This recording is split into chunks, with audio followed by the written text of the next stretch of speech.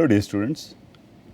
So far in our discussions of atmospheric thermodynamics, we have been able to understand what is an air parcel and what are the basic laws of thermodynamics written in terms of atmospheric variables, and how the changes of pressure and volume can be attributed to something called as dry adiabatic lapse rate, what is called as the potential temperature, and so on, right? So we have seen that by adding a little moisture in the atmosphere, which is otherwise nitrogen, oxygen and argon and carbon dioxide, if we add a little amount of water vapor, its mean molecular weight changes and its density parameters will also change. So in today's class we will try to understand what will be the role of moisture, how we quantify the amount of moisture that is present in the atmosphere, or how do we make modifications in the dry adiabatic lapse rates to be able to suit the real atmosphere, which also contains some amount of moisture, right? So the amount of water vapor in a certain volume of mass of air, let's say, may be defined as the ratio of mass of water vapor to the mass of dry air. So let's say, how do you quantify the amount of water vapor in a certain volume of air may be defined as the ratio of mass of water vapor to the mass of dry air. So dry air is considered to be the one, and you are adding moisture into it. So this mixing ratio, let's say W. So the way of quantifying the amount of moisture in dry air is by defining the mixing ratio. So the mixing ratio is defined or is generally indicated with a W. W is mV by md. So mV is the amount of water vapor in its vapor form, let's say, amount of water vapor, and this is dry air. Okay. So the mixing ratio is generally expressed in grams of water vapor per kilogram of dry air. I mean, this is the way to express it. We cannot obviously use it in the calculations in the same units, but we express it in terms of the number of grams of water vapor per 1 kilogram of dry air. This is very important. Okay. But however, in calculations we use it as a number which is kg per kg of water vapor, the amount of water vapor in kilograms per 1 kilogram of dry air. It's just a number. Okay. So in Earth's atmosphere, most importantly, in Earth's atmosphere, the magnitude of mixing ratio W typically ranges from few grams per kilogram generally, or it may go as high as 20 gram per kilogram in the tropics. So why tropics? They are hot, so there is more amount of evaporation, so naturally you expect more amount of water vapor to be present in the dry air, right? So generally the highest number that you may want to remember is that in a given situation is 20 gram of water vapor per 1 kilogram of dry air, right? If there is no condensation, or if there is no condensation that is trying to take away this vapor and make it into liquid water, or if there is no evaporation which can add more amount of water vapor into the air parcel, the mixing ratio of the air parcel more or less remains a constant, or it remains to be a conserved quantity, right? So then now we will see how we get from the idea of mixing ratio to specific humidity, right? So the mass of water vapor mV in unit mass of air, not dry air. So see here, most important, the mixing ratio was defined to be the mass of water vapor divided by mass of dry air, right? Now we define another physical quantity which is called as the specific humidity, not relative humidity, we will get there. This is specific humidity. The specific humidity is defined as the amount of water vapor in a unit mass of air, not dry air. What is air? Air is dry air plus water vapor, which has both of it. So this is called as the specific humidity. So this is mV, water vapor, divided by mV plus md. So which is W by 1 plus W. You divide by md on numerator and denominator, you will get this, right? So this quantity Q is generally called as the specific humidity. So we define W to be the ratio between water to dry air. We define Q to be the ratio between water to the air, that is it. So, it is to be noted that the magnitude of W is only a few percent, it is always a very small percent. It follows that the numerical values of W and Q are nearly equivalent, I mean they do not differ much. Okay. Right. So, here when you take a mixture of gases, generally you talk about partial pressure. What is the partial pressure? Partial pressure is the pressure that is exerted by a constituent of the mixture as if the constituent itself is occupying the entire volume to itself at the same temperature. Right. So, that is the idea of partial pressure. So, the partial pressure that is exerted by any constituent in the mixture of the gases is proportional to the number of moles of that constituent in the mixture. What does it mean? So, see here partial pressure was defined as the amount of pressure that the constituent gas exerts as if it alone occupies the entire volume, and the magnitude of pressure is proportional to the number of moles. Obviously, the number of molecules is written how in terms of number of moles. So, more the number of moles, the partial pressure will be larger, right. So, then it will be the number of moles of that particular constituent in the mixture, right. Hence, the partial pressure. So, we always define, I mean from here onwards we always define the partial pressure due to water vapor is defined as E, small e. The pressure E due to the water vapor is given by, this is the partial pressure which is proportional to the number of moles of water vapor in comparison to the total number of moles of the air itself, right. And this is the total pressure. P is the total pressure and E is the partial pressure. Now, we know that if you want to write the partial pressure for the rest of the gas, spare apart the moisture, you will be able to write P is equals to N d divided by Nv plus Nd, such that your total pressure P is equal to partial pressure E plus the pressure due to the dry air, right. So, if you rewrite the number of moles as weight by molecular weight, so small mv is the mass of water vapor and capital Mw is the molecular weight of water. And so, this is what is done. Md is the mass of dry air and capital Md is the molecular weight of the dry air, right. So, now we use the mixing ratio, the idea of mixing ratio W is equals to Mv by Md. So, what is this? This is an expression for the vapor pressure small e. We use W is equals to Mv by Md. We can rewrite this expression, this particular expression as E is equals to W by, so this is W, we have already seen what is this, W by W plus epsilon times the total pressure, right. So, this epsilon is have we already defined, this epsilon is equal to 0.622 as the ratio of specific gas constants, right. Now, so the specific, so we have seen what is the mixing ratio, how do you define the mixing ratio in terms of masses of water vapor and the dry air. Then we have seen how is specific humidity different from the mixing ratio. Then now we want to write the specific humidity also in terms of the virtual temperature, right. So, the virtual temperature is defined to be Tv is equals to T by 1 minus E by P into 1 minus epsilon, where E by P is the ratio of partial pressure of the moisture to the total pressure. Epsilon is the ratio of molecular weights, right. So, from the earlier slide, so E by P is W by W plus epsilon, right. If you use that, so the virtual temperature can be written as Tv is equals to T times W plus epsilon into divided by epsilon into 1 plus W. So, right, this is just simple algebra. If you can just substitute this into this and you will get that, right.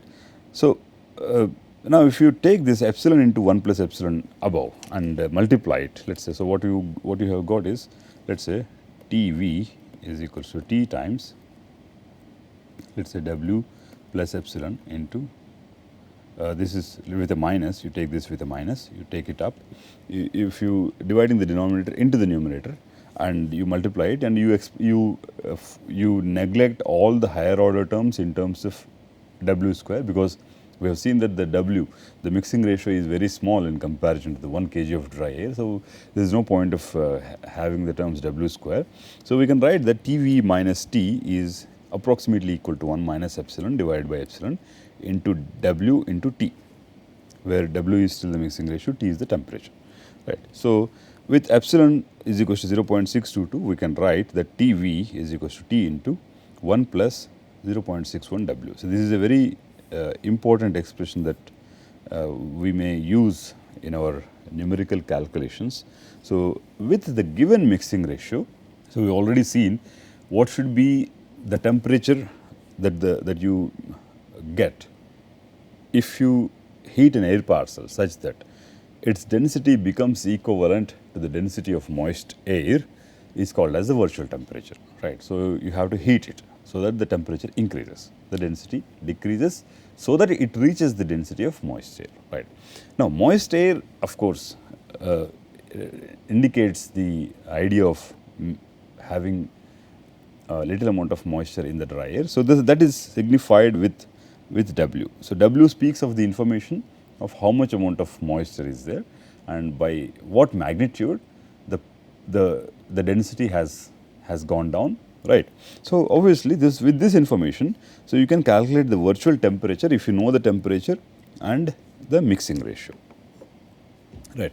So, that was something about the vapor pressure. So, simply put, vapor pressure is the amount of pressure that is exerted by the vapor. So, if you have a small closed enclosure and if you keep water at the surface of this closed enclosure, what will happen?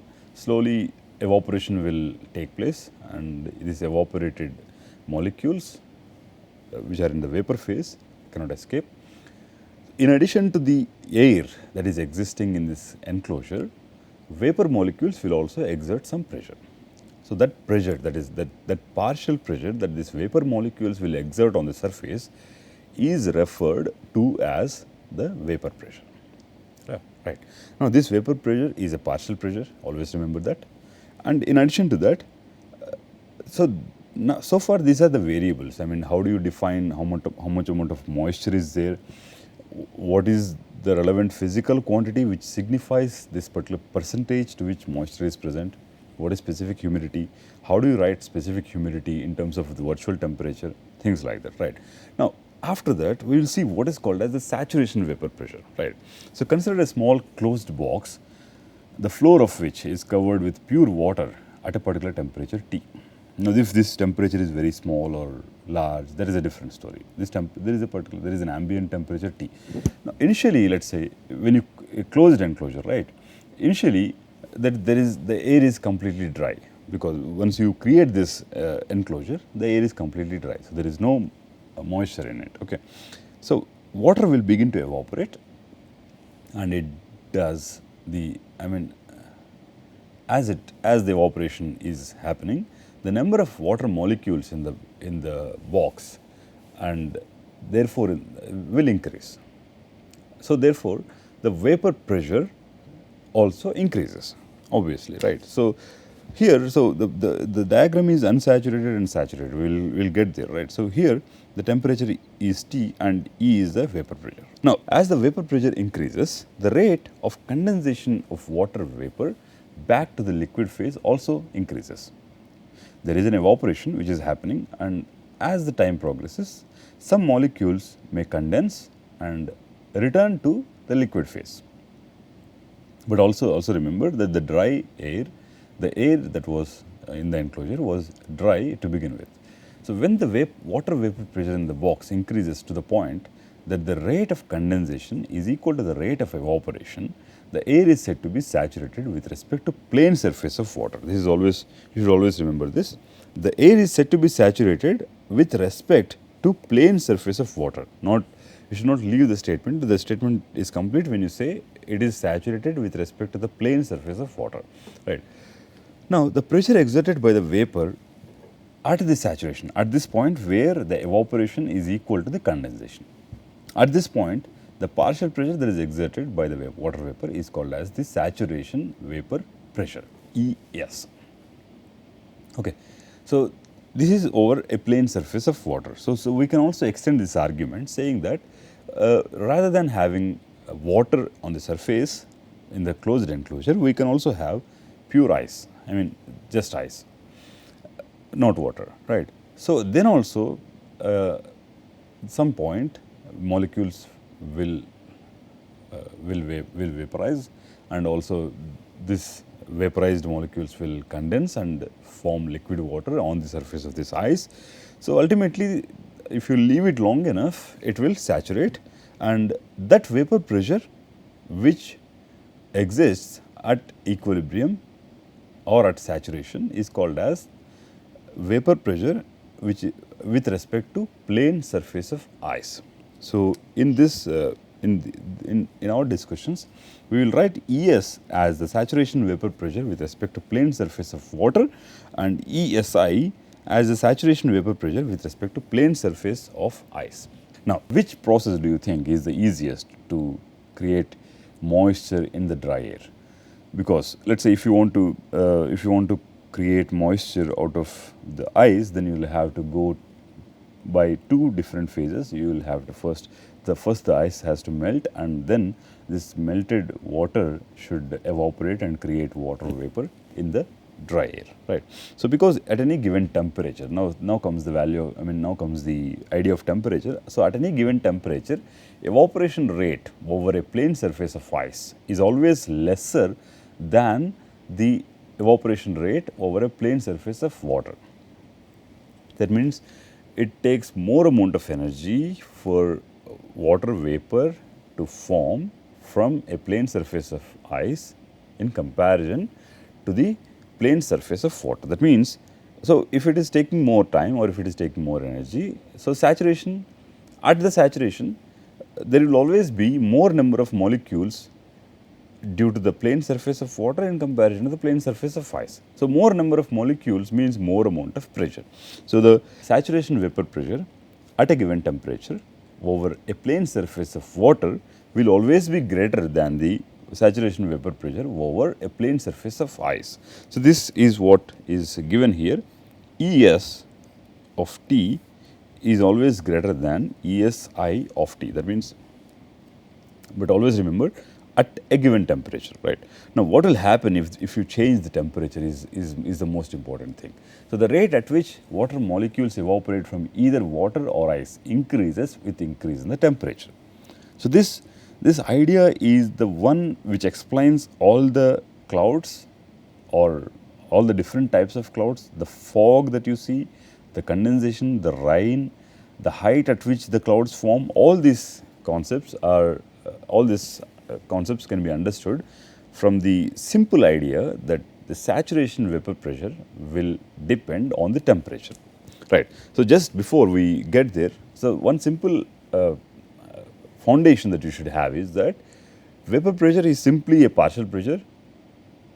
So you see the total pressure you have if you take a gas which also has some moisture, the total pressure that this gas exerts on the surface is equal to the sum of different partial pressures, right. You can go to the extent that you can divide the constituents of the gas, what and all, oxygen is there, nitrogen is there, carbon dioxide is there. You can go to the extent that what is the partial pressure that is exerted by oxygen alone, what is the partial pressure that is exerted by the nitrogen alone, what is the partial pressure that is exerted by the carbon dioxide alone. Like that, you go and say that the amount of pressure that is exerted by the H2O molecules is called as the vapor pressure. When saturation is achieved, that means equal amount of condensation and equal amount of evaporation is happening, you define this vapor pressure due to water molecules as the saturation vapor pressure. Now, if you have water surface or ice surface, the saturation vapor pressure will be more due to plane surface of water in comparison to plane surface of ice. Now, most importantly, these values, the saturation vapor pressure, that means the pressure that can be exerted by the water vapor will depend on the temperature of that gas. If you have more temperature, the saturation vapor pressure will be larger, and if you have less temperature, the saturation vapor pressure will be smaller. How? If the temperature is more, obviously the evaporation will be more, right? So the more number of molecules can naturally be expected to be present in the given closed enclosure. If there are more number of molecules, obviously the pressure will also be more, right? That's why the rate at which water molecules evaporate from either water or ice increases with increase in the temperature. So always remember, as a rule of thumb, we can always take it for granted that the saturation vapor pressure doubles for a 10 degrees Celsius change in the temperature. So that means every 10 degrees that you increase the temperature of the gas, the saturation vapor pressure nearly doubles. Okay. So as a result, we can simply say that the saturation vapor pressure due to plane surface of water or saturation vapor pressure due to plane surface of ice increase with increase in the temperature, right. So this is ES and ESI versus temperature. So if you see, this is the red curve that you see to the right is the saturation vapor pressure due to a plane surface of water. So what do you see? You see that as the temperature is increased, it increases very fast, right. So that means that this increase is what I am referring to, right. So if you increase the temperature, it will go, it will increase to a very large values. So the magnitude of ES minus ESI, so this difference that comes just because of the presence of ice, the magnitude of saturation vapor pressure minus the saturation vapor pressure over plane surface of ice at a given temperature varies something like this, that you see, varies something like this, right. So this is ES minus ESI. So on the x-axis you have the temperature, on the y1 axis you have the saturation vapor pressure over pure water, and on the y2 axis you have the saturation vapor pressure difference between pure water and the plane surface of ice, right. So the magnitude of this difference reaches a peak nearly at minus 12 degrees Celsius. This is where it is. This is minus 12 degrees Celsius. So what does it mean? It follows that if an ice particle is water saturated, then it will grow due to the deposition of water vapor onto it. If a small ice particle is saturated with respect to the ambience, then it will grow due to the deposition of water vapor on it, right. Now, so we have seen what are the mixing ratios, what are the specific humidities, right. We extend these to the saturation mixing ratios. Simply, we have a mixing ratio which is the ratio of mass of water vapor divided by the mass of dry air. If you define this mixing ratio so that it is explained at the saturation, you call it as saturation mixing ratio. The saturation mixing ratio Ws with respect to the pure surface of water is defined as the ratio of mass of water vapor in a given volume of air that is saturated with respect to plane surface of pure water to the mass md of the dry air, right. So mvs is the mass of water vapor at saturation. The suffix s is to indicate saturation with respect to dry air, that's it. So water vapor and dry air both obey the gas law, right. So what I have written here is just the pressure P alpha is equals to RT is what is being written here, right. So in terms of so to accommodate mass in terms of density, not in terms of specific volume. So mass is written as the ratio of the densities. So if I write density from the ideal gas equation, so this is ES by RVT divided by, so P minus ES. What is P minus ES? P is the total pressure, ES is the saturation vapor pressure due to the moisture, right. So that means that what I am accounting here is the pressure due to P due to dry air, and I have in the denominator the density of the dry air, right. So the saturation mixing ratio is defined as rho Vs prime divided by rho d prime, which is equals to ES by RVT. RV is the specific gas constant of the humidity or water vapor divided by P minus ES or PD. PD is the partial pressure due to dry air, divided by RDT. RD is the specific gas constant of the dry air.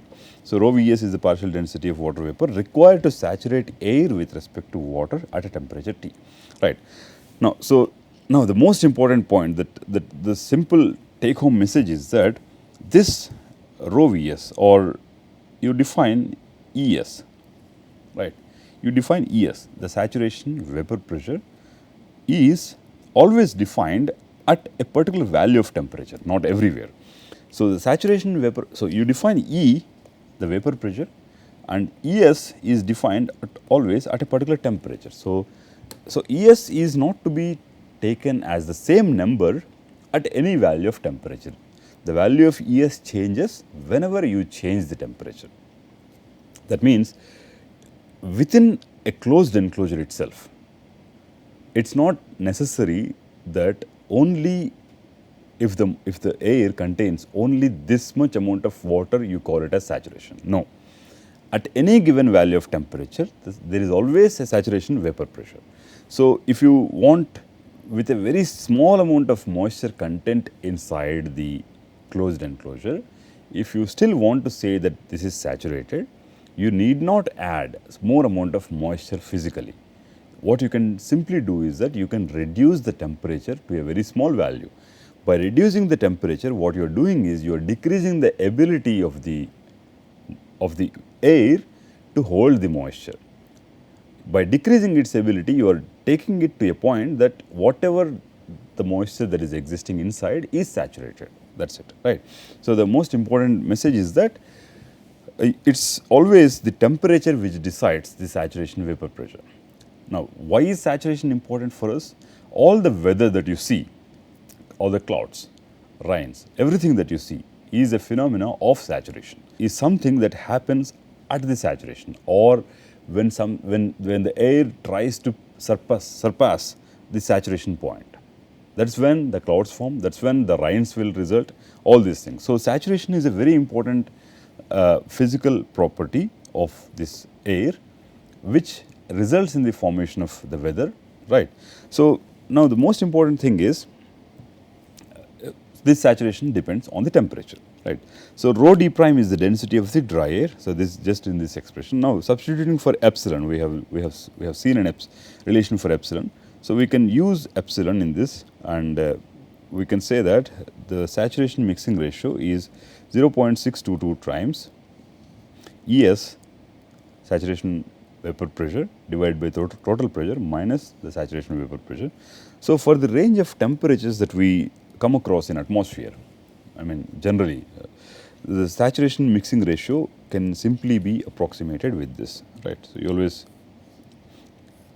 will need this expression sometime, right. So, at a given temperature, the saturation mixing ratio is inversely proportional to the total pressure at a given temperature. This is what I mean to say, Ws is inversely proportional to the total pressure. At a given temperature, the saturation mixing ratio is inversely proportional to the total pressure, and the saturation mixing ratio depends only on temperature and pressure, nothing else, right. So, this is some information about moisture variables. I mean, if there is so far, I mean, our adiabatic lapse rate was defined for dry air. The adiabatic lapse rate was defined such that it is valid for completely dry air in the absence of any moisture, right. Now we at this point we started from dry air, we added some moisture, we defined various parameters, various physical quantities which could quantify the amount of moisture as well as the amount of moisture to call this air as saturated, right. Now, we will try to see how we can derive expression for the lapse rates which is valid for the realistic atmosphere. That means atmosphere which also has some moisture, right. So, I will stop here. So, we will continue this discussion on atmospheric thermodynamics and lapse rates in the next lectures.